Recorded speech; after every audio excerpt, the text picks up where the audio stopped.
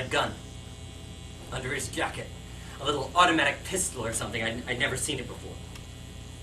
Silver. I remember it gleamed in the sunlight when he pulled it out. It was just as they were forcing us both into the car, just as he had put one hand on the roof of the car. He was right in front of me. There was nowhere I could go. And suddenly this shining little fantasy pistol appeared. Can you imagine? I taught for 2 years with a guy and never knew he carried it. And so that was supposed to save us. So that pitiful gun, that absurd, minuscule tribute to one man's utter lack of realism. I mean, he had to know what the world can do, if it just feels like it to a man. To any man. And to carry a gun the size of a cigarette case in Beirut. He didn't even know what to do with it when he pulled it out.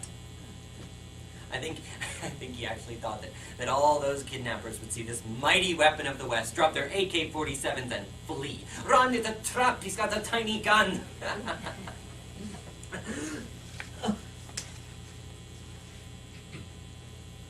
Oh, God.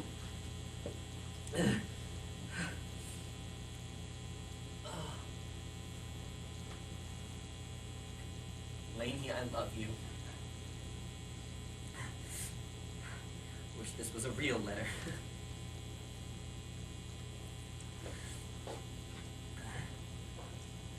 Matheson forgot was that these people have been taking hostages for thousands of years. They know what they're doing. He yelled, "I'm armed!" I remember it. And in that instant, one of them turned around and shot it out of his hand along with some of his fingers. They slammed us into the car, did the old Kalashnikov to the forehead routine, wrapped Matheson's hand in his own shirt, blindfolded us, and drove us wherever this is. No one spoke. The only sound was Matheson weeping. My name is Kyler Toston. I'm the co-founder of Brown Box Theater Project. I'm directed and will be acting in 2 rooms. My name is Kimberly Baranti. I am the other co-founder of Brown Box Theater Company, and I will also be playing Ellen. I'm Anna Dart, and I'll be playing Lainey. Hi, I'm Chen Tang, and I'm an actor here with the Brown Box Theater Company, and I'll be playing Walker. What is the history of Brown Box Theater? How did you guys get started? We started about a year ago. It's been a year. A year, that's kind of crazy.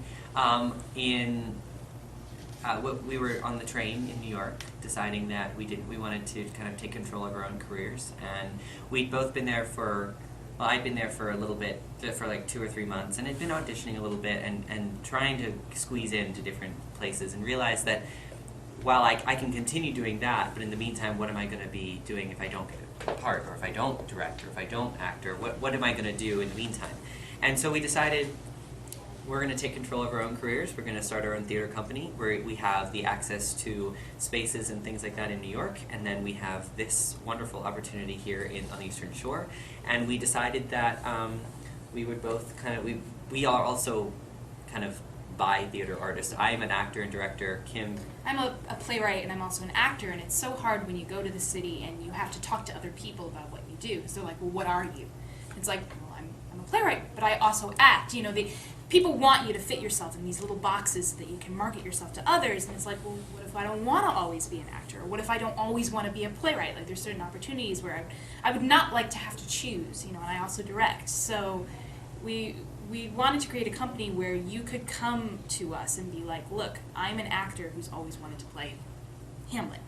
And I mean, I don't know any directors and I don't know any lighting designers, but you know, this is what I want to do. Or I'm a writer and I have this play.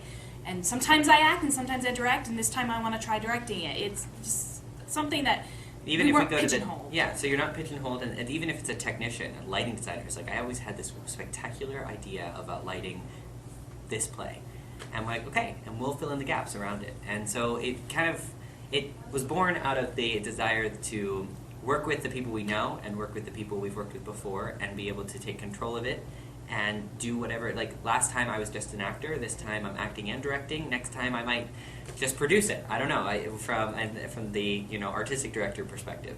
Who knows what the next project will be, but hopefully we'll be getting more and more people to submit to us because they've always wanted to do a certain role. And a really big part of it also is that being from around this area, I know there isn't a lot of theater, there isn't a lot of performance art, and I feel like this area is hungry for it and ready for it, and there are a few things popping up now in the area that I've heard about, and that's great, and we just want to be a part of that, and hopefully be part of the leadership in getting performance art to be something that the Eastern Shore can enjoy.